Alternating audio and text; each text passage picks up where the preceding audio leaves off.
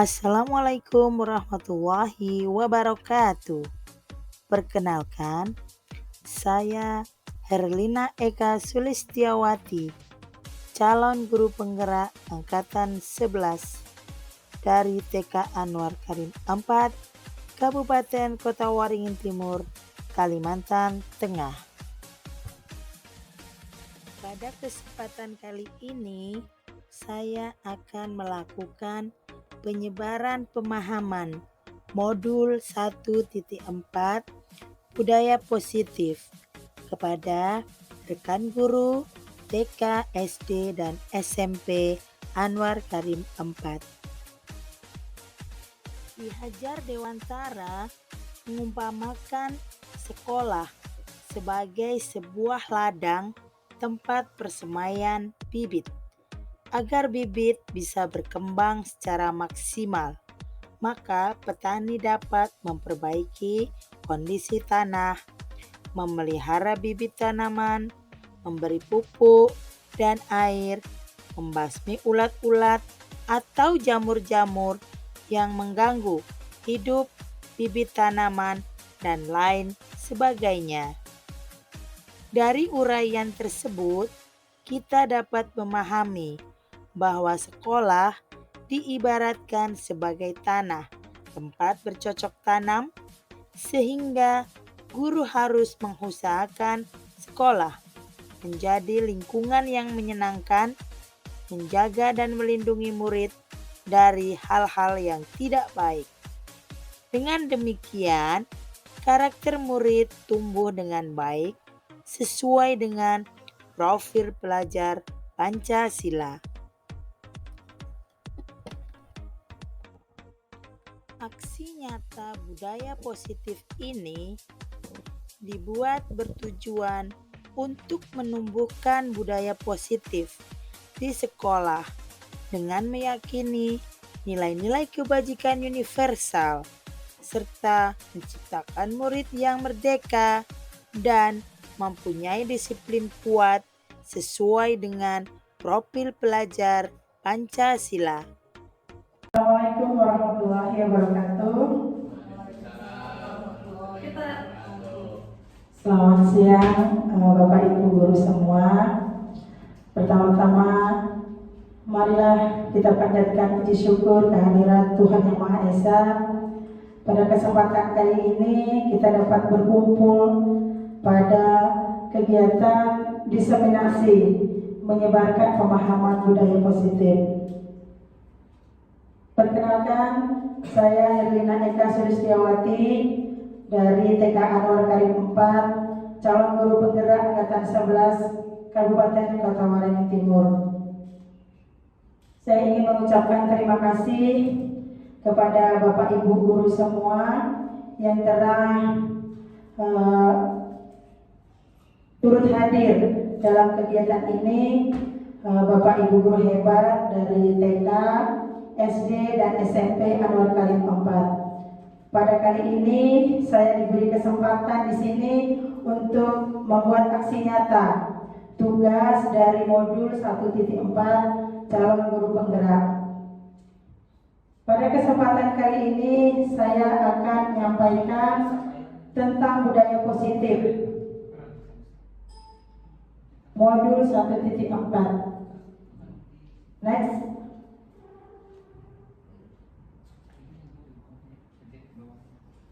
Pada perjalanan pendidikan kami calon guru penggerak, kami sudah menyelesaikan satu paket. Yang pertama adalah modul 1.1, yaitu filosofi Ki Hajar Dewantara. Halaman kedua, Bu. Kemudian paket modul 2, modul 1.2 adalah nilai dan peran guru penggerak. Modul 1.3 adalah visi guru penggerak, dan modul 1.4 adalah budaya positif. Masih halaman 2.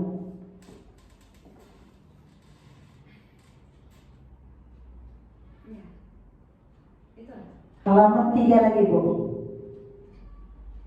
Maju lagi.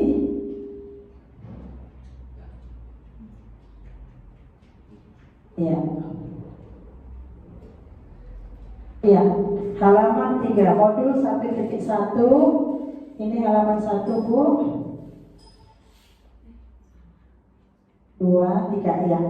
Modul 1.1. Pada modul 1.1 kami belajar tentang filosofi pemikiran Ki Hajar Dewantara, yang mana pengajaran adalah bagian dari pendidikan.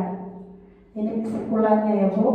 Yang kedua, pengajaran adalah pendidikan dengan cara memberi ilmu atau berfaedah buat hidup anak-anak, baik lahir maupun batin. Yang ketiga, pendidikan adalah menuntun segala kodrat yang ada pada anak-anak agar mereka mencapai keselamatan dan kebahagiaan yang setinggi-tingginya, baik sebagai manusia maupun sebagai anggota masyarakat.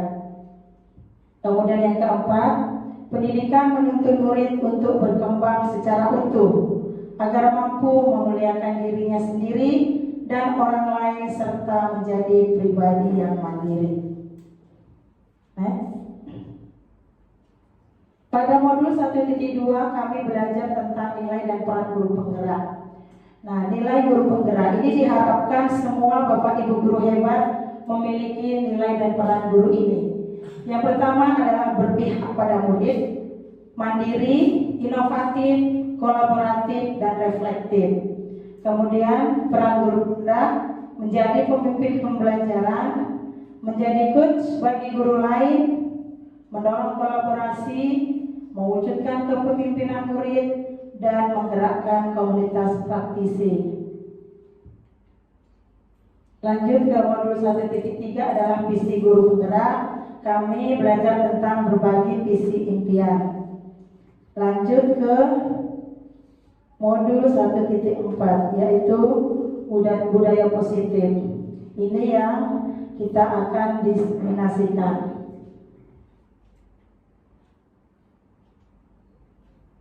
Yang pertama adalah disiplin positif.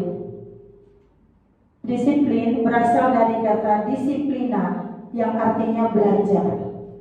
Disiplin mengacu pada disiplin diri yang menjadi tanggung jawab terhadap apa yang dilakukannya berdasarkan nilai-nilai yang diyakini.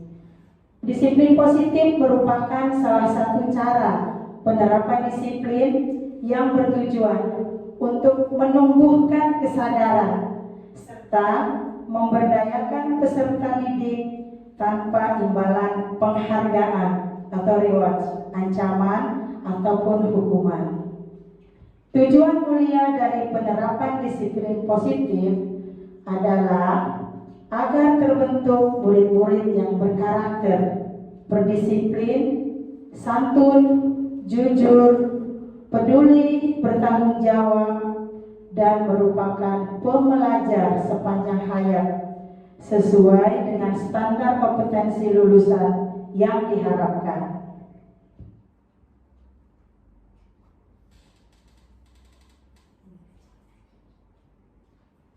Yang kedua, nilai-nilai kebajikan. Nilai-nilai kebajikan, nilai yang disepakati bersama, lepas dari suku bangsa, agama, dan bahasa maupun latar belakangnya. Contoh nilai kebajikan institusi atau organisasi. Ada profil pelajar Pancasila, diantaranya beriman dan bertakwa pada Tuhan Yang Maha Esa dan berakhlak mulia, berkebinekaan global, gotong royong, mandiri, kreatif, dan bernalar kritis. Kemudian Ibu Primary Yes Program, diantaranya toleransi, rasa hormat, integritas, mandiri, menghargai, antusias, empati, keingintahuan, kreativitas, kerjasama, percaya diri, dan komitmen. Keterampilan hidup, life skill, dapat dipercaya, lurus hati, pendengar yang aktif, tidak merendahkan orang lain, dan memberikan yang terbaik dari diri. Tentunya ini semua yang kita harapkan ada pada diri murid-murid kita. Begitu ya Bapak Ibu guru hebat ya. Kemudian ada yang ketiga, kebutuhan dasar manusia adalah segala sesuatu yang kita lakukan untuk mendapatkan apa yang kita inginkan. Seluruh tindakan yang kita lakukan memiliki tujuan tertentu, dan semua usaha terbaik yang kita lakukan adalah dalam rangka agar kebutuhan dasar kita terpenuhi dengan baik. Ada 5 kebutuhan dasar manusia. Yang pertama adalah bertahan hidup. Di antaranya makanan, pakaian, tempat tinggal, keamanan, dan kesehatan. Kemudian yang kedua, kasih sayang dan rasa diterima. Rasa diterima, dipedulikan, berbagi, kerjasama, dan menjadi bagian dalam kelompok. Yang ketiga, penguasaan. Di antaranya harga diri, keinginan untuk dianggap, memimpin, berprestasi, diakui, dan didengar. Yang keempat, kebebasan. Di antaranya mandiri, memiliki pilihan, mencoba hal baru, mampu mengendalikan arah dirinya. Dan yang kelima, kesenangan. Di antaranya bermain, humor, antusiasme, dan tertawa. Ini pasti semua kebutuhan dasar yang diinginkan oleh manusia. Di antaranya diri kita sendiri seperti itu ya Bapak Ibu ya. Lanjut yang keempat, motivasi perilaku manusia. Nah, ini bisa kita lihat tentang anak didik kita. Untuk menghindari ketidaknyamanan atau hukuman, untuk mendapatkan imbalan penghargaan dari orang lain. Ini adalah termasuk dalam motivasi ekstrinsik dari luar. Kemudian untuk menjadi orang yang mereka inginkan dan menghargai diri sendiri dengan nilai-nilai yang mereka percaya. Ini motivasi intrinsik yang berasal dari diri dalam diri manusia. Motivasi ekstrinsik ini biasanya anak-anak memiliki motivasi ekstrinsik. Contoh, anak-anak biasanya mengerjakan PR. Mengerjakan PR itu kalau dari dirinya itu kesadarannya dari mana? Motivasinya apa? Pasti takut dihukum kalau nggak mengerjakan. Nah, mungkin kalau yang saya lihat kalau kami di TK tidak seperti itu ya, belum sampai seperti itu. Mungkin kalau tingkat SD atau SMP mereka memiliki peraturan sendiri, yang nggak mengerjakan PR dapat poin seperti itu mungkin ya kan. Nah itu kalau dalam diri siswa itu motivasinya seperti itu masih berasal dari luar. Yang kita harapkan mereka motivasinya berasal dari dirinya sendiri. Motivasi intrinsik, oh saya mengerjakan PR supaya saya menjadi anak yang lebih baik. Nah, bukan karena hukuman atau saya nanti dapat nilai 100, dapat hadiah, dapat juara 1. Bukan seperti itu. Itu masih tergolong motivasi ekstrinsik. Yang diinginkan adalah motivasi intrinsik, menjadi yang mereka inginkan dan menghargai diri sendiri. Ada pertanyaan sampai situ Bapak Ibu? Monggo, sama-sama kita belajar di sini. Mungkin Bapak Ibu guru TK, SD, SMP sudah belajar di PMN. Ya Bu Rahayati, tentang ini sudah dipelajari. Iya Bun. Oh iya. Kita sama-sama belajar aja Bapak Ibu ya.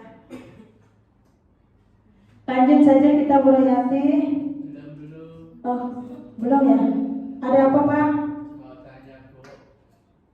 Berarti yang kita laksanakan ketika memberi tugas kepada anak, kemudian anak itu takut akan sanksi, itu salah atau gimana menurut motivasi atau teori dari motivasi intrinsik ini?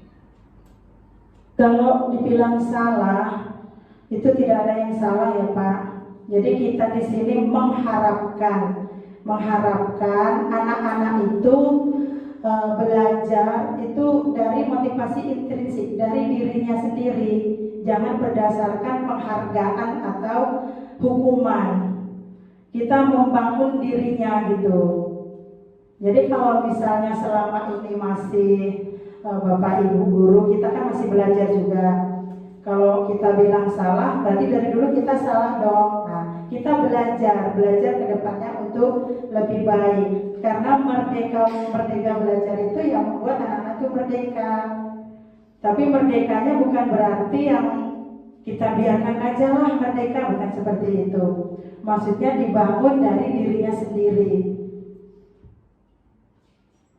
Ada lagi Bapak Ibu? Next, Bu Rahayati.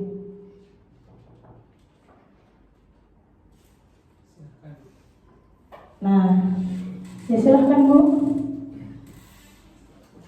Ini versinya. Ini di sini kosong. Oh ya. Baik, di sini ada perbedaan hukuman, konsekuensi, dan restitusi. Nah, ini agak mirip ya Bapak Ibu ya. Saya kadang-kadang sebelum belajar ini hukuman dan konsekuensinya agak-agak sama gitu, tapi ternyata berbeda. Hukuman tidak terencana atau tiba-tiba. Kemudian murid tidak tahu apa yang akan terjadi atau tidak dilibatkan. Kemudian bersifat satu arah dan berupa hukuman fisik atau psikis. Itu untuk hukuman. Yang kedua adalah konsekuensi. Konsekuensi ini sudah terencana, sudah disepakati sesuai peraturan. Kemudian murid tetap dibuat tidak nyaman. Sikap guru selalu memonitor murid. Kemudian yang ketiga, restitusi. Proses menciptakan kondisi bagi murid untuk memperbaiki kesalahan. Kemudian proses kolaboratif yang mengajarkan murid untuk mencari solusi sendiri. Bapak Ibu yang ada di sini bisa memberikan contoh hukuman. Itu biasanya sering terjadi pada saat apa? Siapa yang berkenan menjawab? Biasanya. Ya, silakan Bu Rohyati. Biasanya hukuman itu diberikan ketika anak itu misalnya tidak mengerjakan PR atau tidak mengerjakan tugas yang diberikan oleh bapak ibu gurunya. Jadi mungkin pas aja hukuman tadi kan tidak terencana. Jadi anak itu langsung kita beri hukuman karena belum ada kesepakatan kalau dikaitkan dengan konsekuensi ataupun restitusi tadi. Jadi seperti itu. Sebelumnya sudah tertulis mungkin peraturan tidak mengerjakan PR dihukum mengambil sampah, tidak ada. Langsung, secara langsung. Spontan. Kamu tidak mengerjakan PR matematika, lari 10 kali, seperti itu ya? Iya. Iya. Itu adalah contoh hukuman. Iya betul. Tepuk tangan dulu buat Bu Rohyati. Sekarang konsekuensi. Ada yang bisa memberikan contoh Bapak Ibu? Silakan Pak Dande. Nah, jadi kalau saya baca tadi kan dari hukuman dan konsekuensi ini adalah, nah untuk hukuman tadi kan tidak terencana, sedangkan konsekuensi ini sudah terencana. Artinya dalam satu kelas itu dia sudah sepakat bahwa contohnya tadi ketika mengerjakan tugas, jadi di awal pembelajaran itu kan kita harus mempunyai kesepakatan kelas namanya. Jadi di situ kesepakatan kelas itu terlibat nantinya. Contohnya kalau tidak mengerjakan tugas nanti konsekuensinya apa atau hukumannya apa. Sehingga siswa itu nanti dia akan tahu. Nah, makanya di sini kalau saya lihat konsekuensi itu kan murid tetap dibuat tidak nyaman karena kan sudah disepakati tadi. Ya misalnya tadi karena sudah direncanakan entah itu hukumannya misalnya tugas pertama dia tidak mengerjakan mungkin mengambil sampah misalnya. Terus mungkin ada lagi tugas kedua ternyata dia tidak mengerjakan lagi. Jadi hukumannya speaker WC. Semakin hari semakin berat. Iya, Semakin berat. Jadi itu contohnya ya, contohnya kalau saya lihat mengenai konsekuensi tadi, karena di situ sudah terencana dan sudah disepakati dari sesuai dengan peraturan tadi. Luar biasa Pak Dandi, tepuk tangan. Ya, betul. Memang konsekuensi ini di awal kita sudah membuat kesepakatan dengan murid kita. Ya mungkin kalau sebenarnya bisa TK, SD maupun SMP, dari TK itu ya ibu guru TK bisa. Cuman karena masih anak-anak, kita masih perlu terus-menerus mengingatkan seperti itu. Dan konsekuensi ini dari awal sudah disepakati dulu. Nanti kamu nggak mengerjakan PR, nah nanti konsekuensinya apa? Jadi berbeda ya dengan hukuman. Kalau hukuman tiba-tiba, nah datang terlambat langsung disuruh lari, nah nggak tahu dia. Nah mungkin karena sudah terjadi kebiasaan ya Bu, paling-paling disuruh lari lagi. Jadi membekas negatif di anak-anak seperti itu. Kemudian yang restitusi. Nah restitusi ini adanya kolaborasi antara guru dan murid. Dia guru itu akan mengajarkan murid untuk mencari solusi sendiri. Dia akan menggali muridnya untuk menentukan sendiri apa yang dia lakukan apabila dia melakukan kesalahan. Baik, ada yang mau ditanyakan sampai di sini? Cukup jelas ya dari contoh-contoh yang disampaikan rekan-rekan kita juga. Nah, lanjut kita Bu.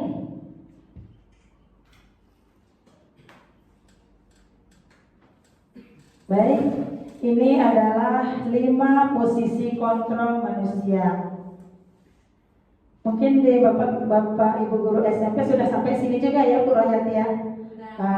Pelajaran di PMM-nya. Bagaimana Ibu guru TK dan SD Pak Suwadi?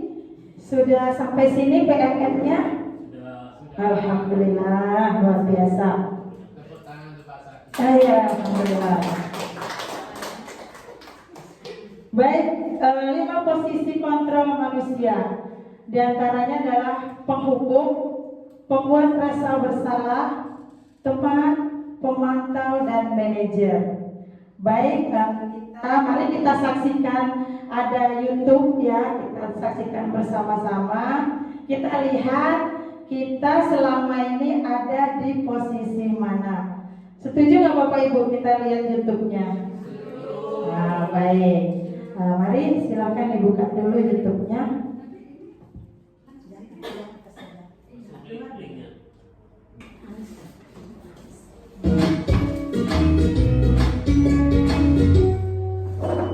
Salam bahagia Ibu dan Bapak guru hebat.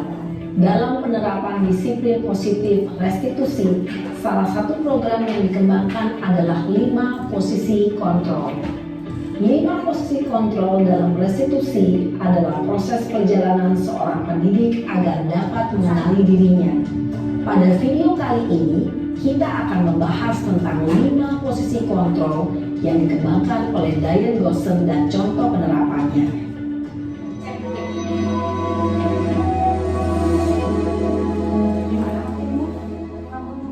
5 posisi kontrol itu adalah 1. Posisi penghukum, 2. Posisi pembuat merasa bersalah, 3. Posisi teman, 4. Posisi pemantau atau monitor, dan 5. Posisi manajer. Untuk lebih memahami kelima posisi tersebut, mari kita saksikan kasus Naren yang terlambat hadir 20 menit di sekolah dan melihat bagaimana kelima posisi kontrol dalam menghadapi masalah tersebut.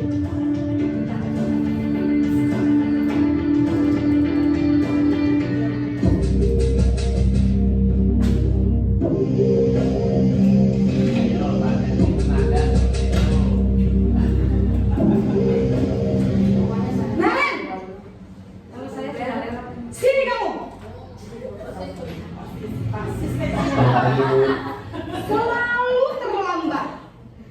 Kamu deh pasti terlambat. Maaf Bu, Kelihatan saya Apa? Apa coba?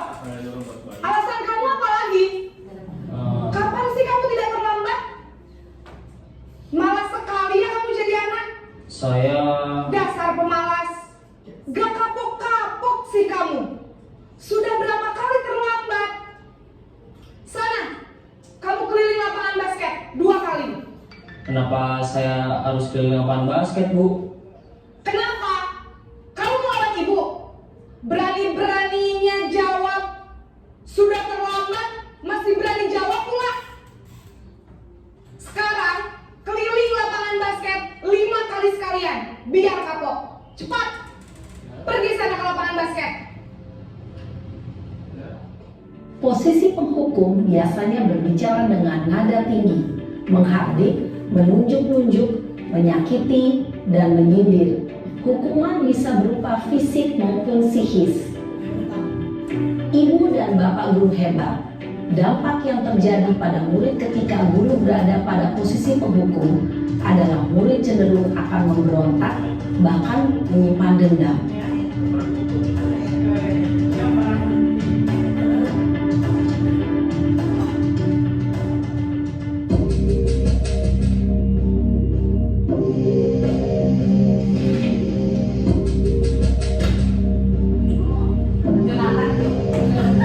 Naren!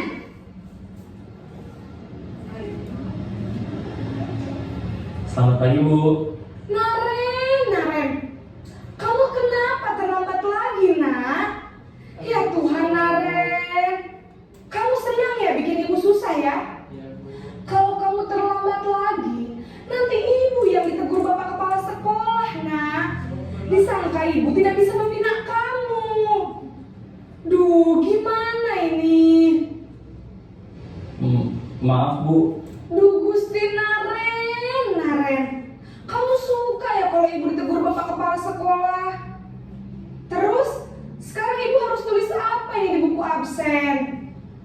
Ini kamu sudah sering terlambat loh. Ibu harus apa coba? Maaf, Bu. Maaf sekali. Ya sudah, lain kali jangan bikin ibu susah lagi ya, nak ya. Ibu tidak akan kuat lagi kalau kamu begini terus. Bisa jantungan kalau ibu ditegur bapak kepala sekolah. Sana cepat ke kelas. Maaf ya, Bu. Maaf sekali. Posisi pembuat rasa bersalah berbicara dengan nada tenang, cenderung lembut. Namun kata-kata yang diutarakan membuat murid merasa menjadi orang yang gagal, memandang buruk dirinya sendiri, merasa tidak berharga, dan tidak sanggup membahagiakan orang lain. Ketika guru mengambil posisi pembuat rasa bersalah, murid akan menganggap dirinya yang bersalah dan ia akan menyimpan emosi negatif tersebut di dalam dirinya.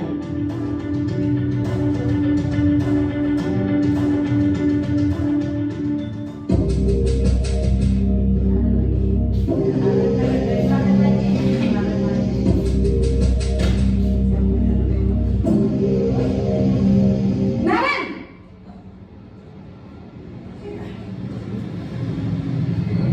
Selamat pagi, Bu. Wah, sudah jam berapa ini, nak? Terlambat lagi ya, sayang. Iya, Bu. Habis ibu saya belum membangunkan saya, Bu. Kamu malah menyalahkan ibu kamu. Kamu bukannya anak yang larinya paling kencang. Kok terlambat sih? Iya, Bu. Saya memang terlambat bangun tadi. Jadi, biarpun saya lari kencang, tetap gak kekejar, Bu. Ya sudah sana. Nanti lain kali larinya lebih kencang lagi ya. Biar gak terlambat lagi. Bikin seneng ibu. Demi ibu. Bisa kan? Bisa lah, Bu. Ya sudah sana masuk kelas. Ibu beresin urusan absen kamu. Kamu yang ada saja. Posisi teman. Dalam posisi teman, guru berbicara dengan nada suara ramah, akrab, cenderung bersenda gurau untuk menjaga suasana tetap santai. Murid akan merasa senang, aman, dan akrab dengan guru. Identitas yang tercipta adalah identitas sukses atau berhasil. Namun, perlu diingat, karena ini masih dorongan eksternal, maka ada faktor ketergantungan dari murid kepada orang tertentu. Di sini guru absennya, sehingga di lain waktu murid bisa berperilaku baik, namun hanya kepada orang-orang tertentu saja.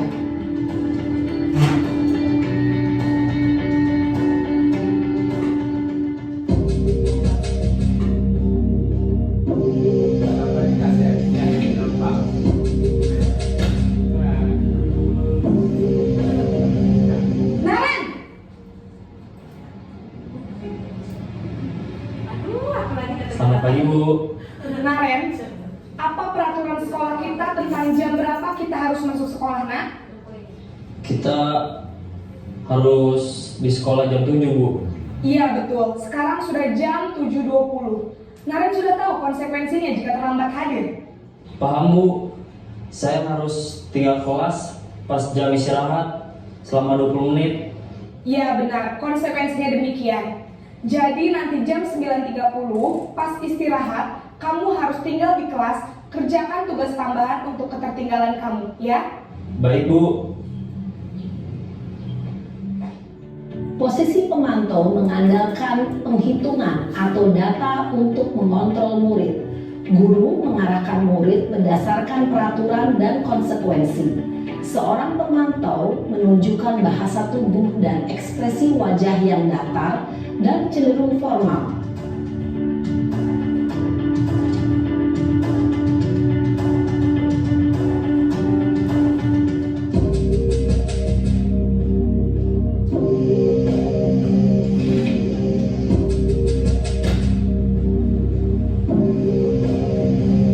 Naren,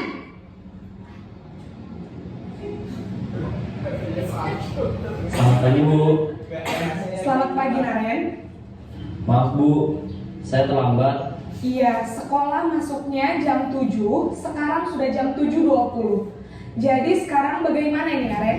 Maaf Bu, saya lupa setel alarm saya semalam. Baiklah, menurut kamu, keyakinan sekolah yang mana yang perlu kamu tingkatkan?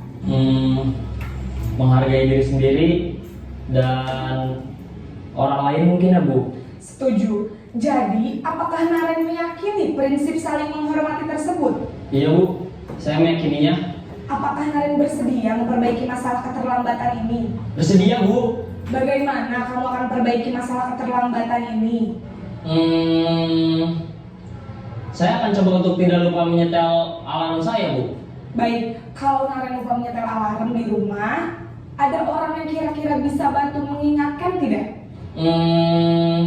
Ada Bu, kakak saya, Kak Ema. Ada lagi selain Kak Emma? Selain Kak Ema, ada ibu saya. Baik, jadi yang mengingatkan Naren adalah Kak Emma dan ibu kamu ya? Kira-kira akan mulai setel alarm kapan nih Naren? Setelah pulang sekolah, akan segera saya lakukan. Baik, jadi Naren akan setel alarm untuk bangun besok pagi dan akan diingatkan oleh kakak dan ibunda Naren ya. Ada lagi yang mungkin perlu dilakukan Naren agar tidak terlambat bangun lagi. Tidak ada Bu. Baik Naren, terima kasih untuk kerjasama kamu. Sekarang kamu perlu kembali ke kelas untuk belajar. Baik Bu, terima kasih. Posisi manajer adalah posisi kontrol yang disarankan untuk membimbing murid memiliki sikap disiplin yang positif, yaitu murid yang mandiri, bertanggung jawab, dan dapat memecahkan masalah. Tujuan dari posisi ini adalah agar murid dapat berefleksi atas tindakannya. Guru akan dengan tulus memberikan pertanyaan-pertanyaan bermakna, sehingga membuat murid dapat belajar dari kesalahannya dan mencari sebuah solusi untuk menyelesaikannya.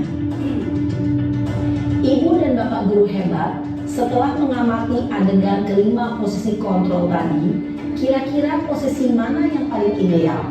Posisi mana yang dapat menunjang motivasi intrinsik murid? Ya, tentu posisi manajer. Posisi ini memang posisi ideal yang ingin dituju setiap pendidik. Pada posisi inilah, guru dapat menerapkan disiplin positif yang berpihak pada murid, yang memerdekakan murid.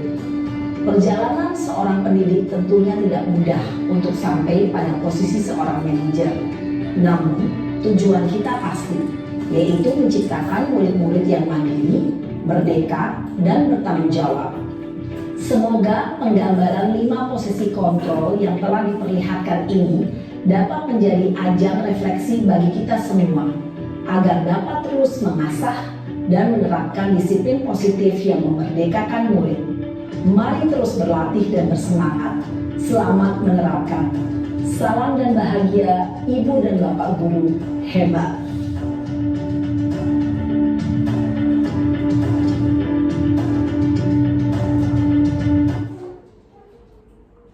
Ya, demikian video tentang 5 posisi kontrol manusia. Tentunya yang diharapkan pada posisi kontrol yang manajer ya.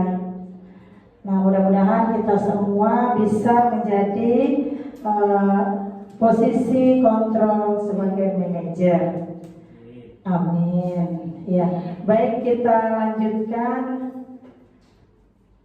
slide selanjutnya.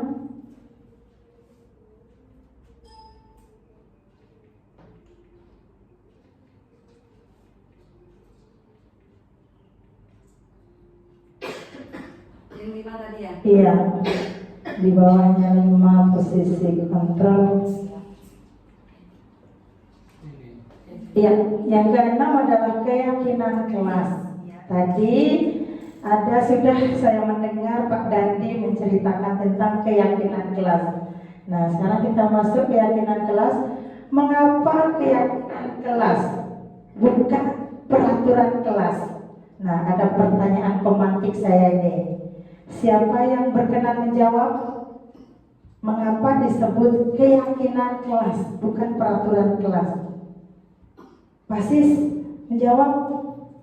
Kalau keyakinan kelas itu Bu, kalau menurut saya itu bukan hanya kesepakatan, tapi tidak kayak membebankan, tapi semua setuju, ringan di hati mereka semua. Ringan di hati, ya.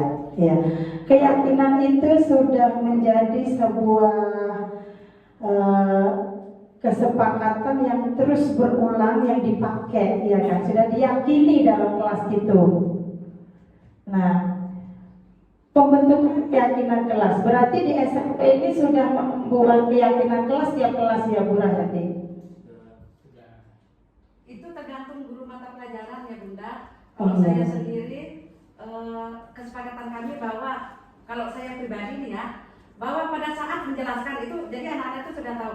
Pada saat saya menjelaskan itu anak-anak itu tidak boleh mencatat dan tidak boleh mencatat kalau mereka belum paham. Jadi itu mereka sudah paham juga. Itu salah satu keyakinan kelas di dalam kelas Bu Rahati. Iya. Betul. Dalam pelajaran saya. Yang kalau boleh tahu Bapak Ibu guru SMP, SD, Pak Suwadi sudah pernah membuat keyakinan kelas? Pernah, Sering. Oh ya. Kalau di TK, kalau saya sendiri dari kelas itu, di kelas saya seringnya tanya dulu ketika mau masuk itu saya tanya anak-anak apa keyakinan kelasnya, apa kesepakatan kita. Biasa saya ucapkan seperti itu Ibu. Apa kesepakatan kita hari ini? Anak-anak itu akan menjawab, tidak boleh lari, tidak boleh makan, tidak boleh main kursi, dengan antusias mereka sendiri. Baik, kalau ada yang sudah Bapak Ibu guru SMP yang pernah melakukan ini, membuat keyakinan kelas, siapa? Saya mau tahu aja. Apa itu? keyakinan kelas. Keyakinan kelas ini masalahnya kami dalam untuk yang abstrak itu kan harus ada ditempelkan di kelas-kelas tuh. Ya. Karena bersifat sesuai dengan guru mata pelajaran, akhirnya tidak ditampilkan di dalam Oh, kelas. ya. Iya. Oke, kalau seperti itu, baik. Sekarang keyakinan kelas. Bagaimana sih awal mulanya kita membuat keyakinan kelas? Pengalaman. Berdasarkan pengalaman pribadi? Ya, pengalaman pribadi ketika ngajar. Iya, langsung ya Pak. Langsung ditanya kayak saya tadi. Iya, apa keyakinan kelas kita, kesepakatannya apa hari ini, kayak gitu ya. Baik, kemarin kami belajar di Loka 2 yang besar ya. Yang kita membuat keyakinan kelas Loka 2 ya, Loka 2. kami semua dibagikan kertas kecil, ya. Nah, disuruh kita buat keyakinan kelas berdasarkan kita. Jadi kita tulis tidak boleh makan saat pembelajaran. Semua kata menggunakan kalimat negatif saat dibagikan itu. Nah, itu pertama prosesnya, baru ditempelkan. Untuk membuat keyakinan kelas, kita membuat pernyataan dalam bentuk pernyataan positif. Kalimat yang negatif tadi kita buat ke arah yang positif untuk dituliskan di tadi yang bersifat abstrak sesuai dengan kondisi kelas dan semua dilibatkan. Jadi mereka akan menulis kalau tidak boleh keluar kelas saat jam pelajaran. Jadi harus meminta izin ketika keluar kelas. Kalimatnya diganti menjadi yang lebih positif. Seperti itu untuk membuat keyakinan kelas. Dan keyakinan kelas ini tidak terpaksa tadi, sesuai dengan mereka sendiri, kesepakatan mereka. Jadi kita sebagai guru atau wali kelas memfasilitasi mereka untuk membuat keyakinan kelas. Seperti itu. Ada yang mau ditambahkan dari Bapak Ibu guru tentang keyakinan kelas? Mungkin kalau saya Ya, silakan Ibu. mungkin karena kami di SMP ini kan tidak ada guru kelas tuh. Kami kan sistemnya per guru mata pelajaran. Jadi saya serahkan ke guru masing-masing tadi kalau kami jadi karena tidak ada wali kalau wali kelas kan tadi seperti di SD kan full sebagian besar gurunya di situ. Akhirnya mungkin kesepakatan tadi bisa dibuat ditempelkan di dinding tadi. Iya. Nah, karena kami yang Berarti memungkinkan kesepakatan kelas antara guru yang satu dengan yang lain berbeda ya Bu? Iya. Betul ya. Tidak apa-apa, yang penting keyakinan kelas ini melibatkan semua siswa yang ada di situ. Betul. Baik, kita lanjutkan ke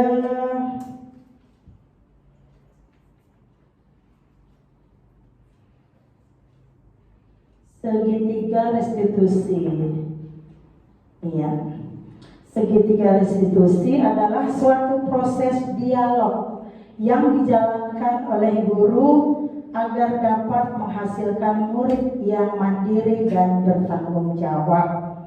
Nah, lanjut. Ada 3 tahapan segitiga restitusi. Yang pertama, menstabilkan identitas, validasi tindakan yang salah, dan menanyakan keyakinan. Ini yang pertama adalah menstabilkan identitas. Nah, ini berdasarkan prinsip membuat kesalahan adalah bagian dari proses pembelajaran.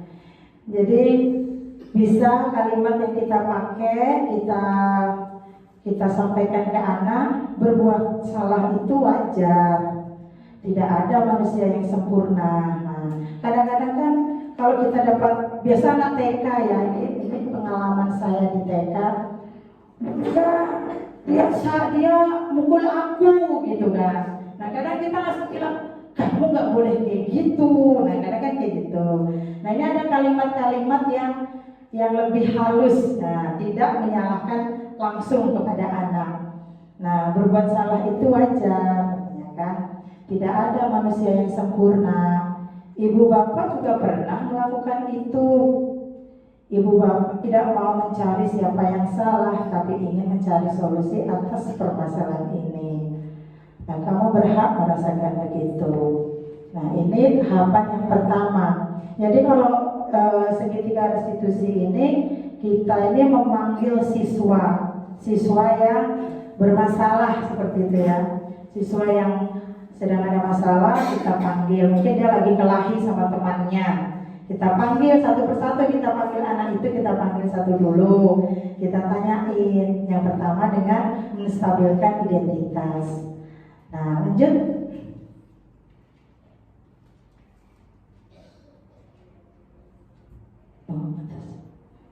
Yang kedua, validasi tindakan yang salah. Ini berdasarkan prinsip setiap perilaku berupaya memenuhi suatu kebutuhan tertentu. Nah, ini kalimat yang bisa kita pakai. Kamu pasti punya alasan mengapa kamu melakukan hal itu. Padahal kamu bisa melakukan yang buruk dari ini ya. Kamu patut bangga karena telah melindungi sesuatu yang penting buatmu. Nah, kamu melakukannya karena mempertahankan sesuatu yang penting bagimu. Ini adalah validasi tindakan yang salah. Lanjut, yang ketiga, menanyakan keyakinan. Berdasarkan prinsip teori kontrol bahwa pada dasarnya kita termotivasi secara intrinsik. Nah, kita gali, kita gunakan pertanyaan-pertanyaan pemantik untuk memunculkan apa jawaban dari mereka. Apa keyakinan kelas kita? Nah, nanti dia akan menyebutkan tidak boleh ini Bu, gitu kan. Nah, nilai-nilai apa yang telah disepakati bersama? Saling menghormati orang lain. Nah, kayak yang posisi manajer tadi ada kan? Nah, seperti apa gambaran sebuah kelas yang ideal menurut kamu? Kamu ingin menjadi orang yang seperti apa? Kita gunakan pertanyaan-pertanyaan pemantik untuk menggali jawaban mereka.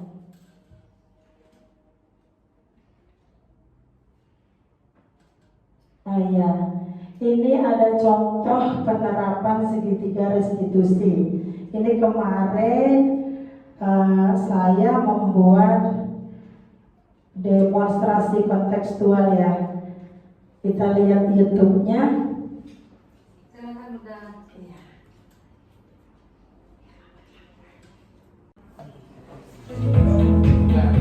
Bisa. Bluetooth mode. Jangan sampai stop pada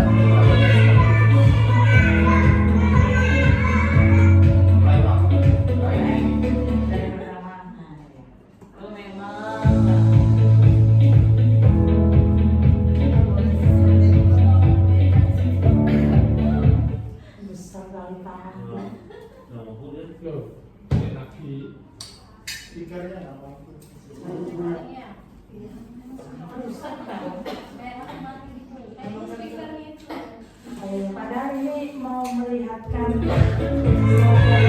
Tungguin Bapak di situ. Bapak di situ. Nanti nggak punya gimana? Katanya Nadine ngebut mainannya Raisa. Nah, Benar tunggu ya. Lu jujur ya. Nadine melakukan. Assalamualaikum. Kenapa?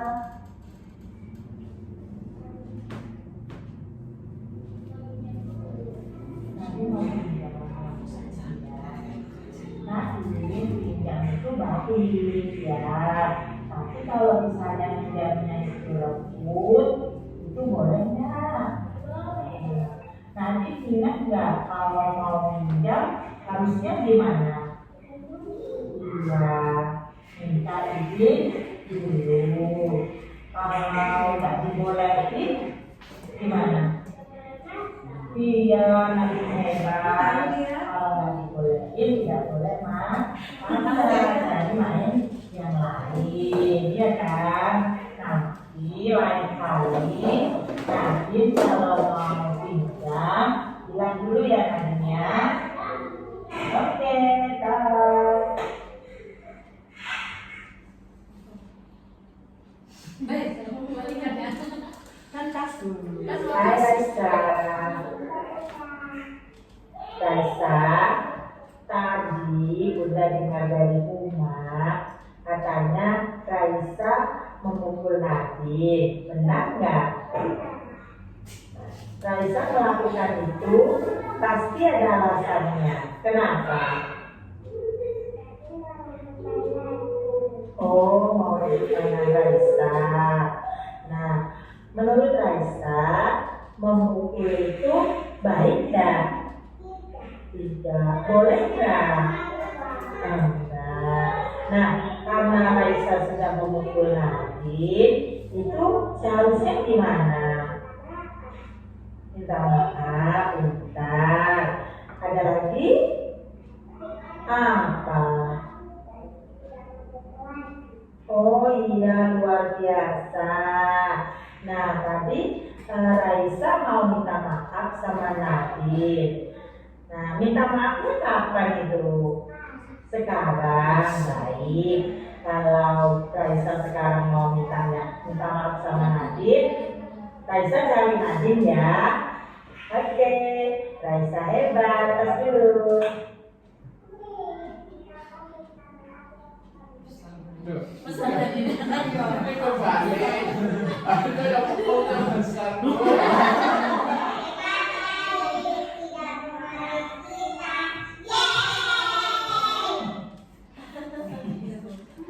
Kembali aja pukul ngerti lo kan.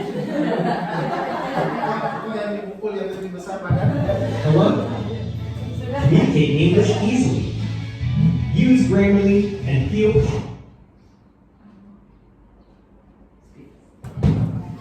Ya, demikianlah pemaparan tentang budaya positif.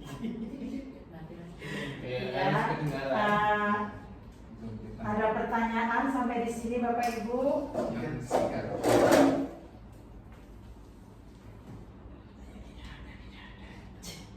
Tidak ada Bunda. Cukup jelas ya. Jelas. Learning mode.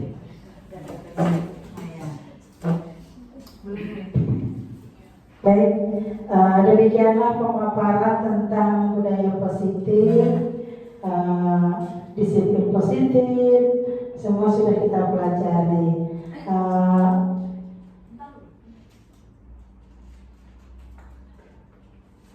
Saya ingin mendengarkan refleksi dari salah satu rekan guru mengenai yang sudah disampaikan tadi. Ada yang bersedia memberikan refleksi? Bu Sari aja, silakan Bu Sari. Iya kan saya mau ini kok apa ya? Enggak apa-apa. Kan pengalaman kedua yang lain. Sini biar aku. Terima kasih. Itu ada Pak Umar, ada Pak Hari. Dia menceritakan pengalaman apa perasaan. Yang 5 tadi di mana? Nah, Ini aku buka yang 5 itu tadi kan. Hukum tadi ya kan pendapat yang ini. nanti semua yang bicara itu. Enggak nanti dipotong aja.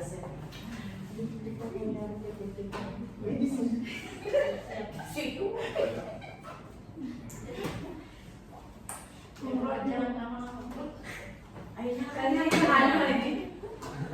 Saya baru ketipe yang tadi antara yang komplit. Itu bahaya sih atau pasis? Itu yang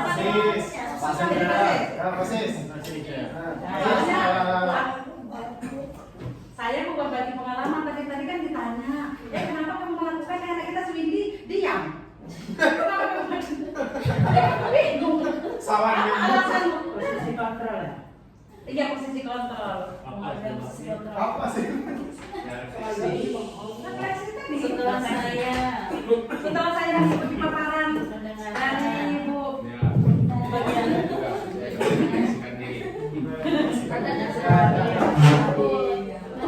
ternyata dia masih di web hukum kan.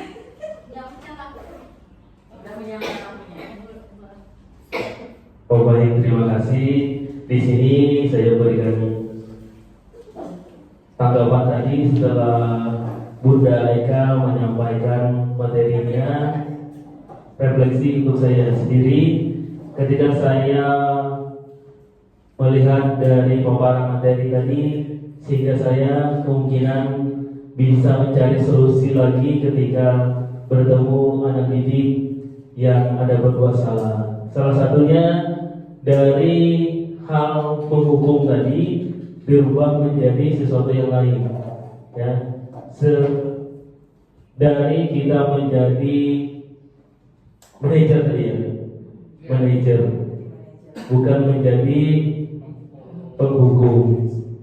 Nah, di sini saya mungkin akan belajar lagi untuk lebih baik sehingga jadi manajer lagi, bukan menjadi seorang guru, mungkin penghukum, atau juga kalau saya merasa di sini di posisi diri saya sendiri mungkin ke arah penghukum. Dari hal ini mungkin saya akan berubah lagi, mudah-mudahan bisa ke arah manajer. Ya. Mungkin itu dari saya untuk refleksi setelah Bunda Eka memaparkan materi hari ini. Terima kasih. Oke.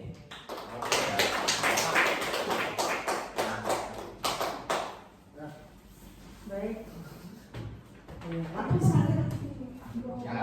Iya, terima kasih kepada rekan kita guru hebat Pak Siswanto atas refleksi yang diberikan kepada kita semua.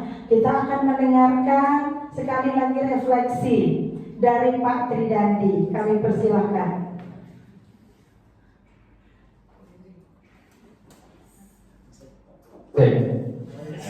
Baiklah, terima kasih atas kesempatannya yang diberikan. Dan sini saya mau merefleksikan diri saya terhadap apa yang disampaikan. Pertama mengenai 5 posisi kontrol manusia. Nah di sini banyak sekali yang bisa saya dapatkan ya, mengenai 5 posisi kontrol terhadap manusia di sini ini sendiri. Nah mungkin yang pertama adalah saya merasa masih dalam tahap pertama ya, menghukum. Saya sebagai guru, jadi ketika anak-anak melakukan kesalahan, kita langsung menghukum tanpa mencari alasan yang jelas tadinya. Nah, di situ kita belajar bagaimana langkah-langkah kita sebagai pendidik nantinya, yang awalnya jadi penghukum, kita akan belajar menjadi tingkat yang lebih baik lagi, yaitu tingkat paling atas itu adalah tingkat manajer. Selanjutnya di sini saya juga bisa mengambil kesimpulan ya, bagaimana cara saya mengajar. Pertama ketika di proses pembelajaran, sebenarnya yang sudah disampaikan tadi adalah mengenai keyakinan kelas ya. Sebenarnya tiap semester itu sebenarnya saya mengadakan kesepakatan kelas sebenarnya. Jadi di awal pembelajaran saya sudah sampaikan bahwa itu adalah kesepakatan kelas. Contohnya ketika anak-anak tidak mengerjakan tugas, nah di situ nanti bagaimana prosesnya. Hukuman nanti ketika kita memberikan keyakinan kelas atau kesepakatan kelas nantinya, sehingga anak-anak tidak merasa terbebani juga nantinya. Mereka sudah tahu dasarnya siapa yang bersalah dan siapa yang tidak nantinya. Nah itu saja yang bisa saya sampaikan atau refleksi terhadap pemaparan yang sudah disampaikan. Pemaparan ini saya rasa sangat bermanfaat sekali ya, karena itu mencerminkan kita sebagai pendidik. Kita bisa melihat tingkat mana kita sebagai pendidik itu sendiri. Mungkin itu saja yang bisa saya sampaikan. Saya ucapkan terima kasih.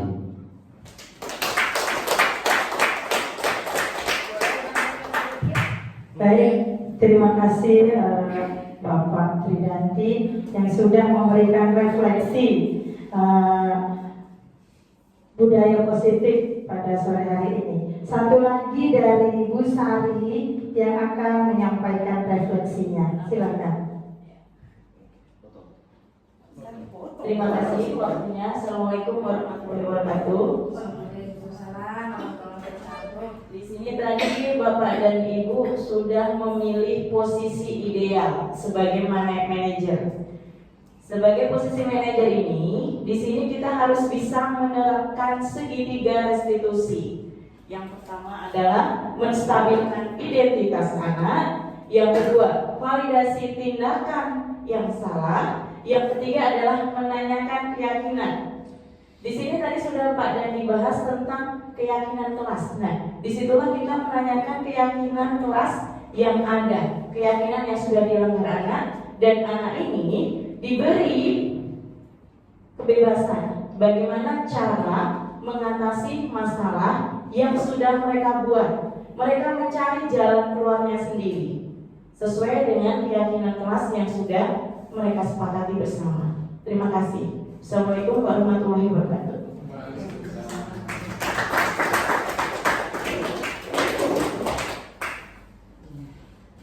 Terima kasih kepada Ibu Sari. Jadi kesimpulannya kita kembali kepada motivasi yang intrinsik ya Bapak Ibu ya. Kita upayakan anak-anak kita itu berasal dari dirinya sendiri, bukan dari motivasi ekstrinsik. Dia bisa menggali dirinya sendiri.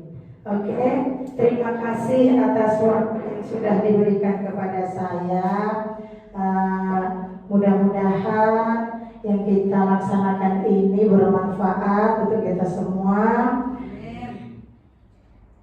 Dan mudah-mudahan nanti semua selamat sampai di tujuan. Amin. Terima kasih. Iya, terima kasih atas perhatiannya. Saya sampaikan. Assalamualaikum warahmatullahi wabarakatuh. Selamat sore. Terima kasih ya. Sama-sama. Kita bertemu lagi.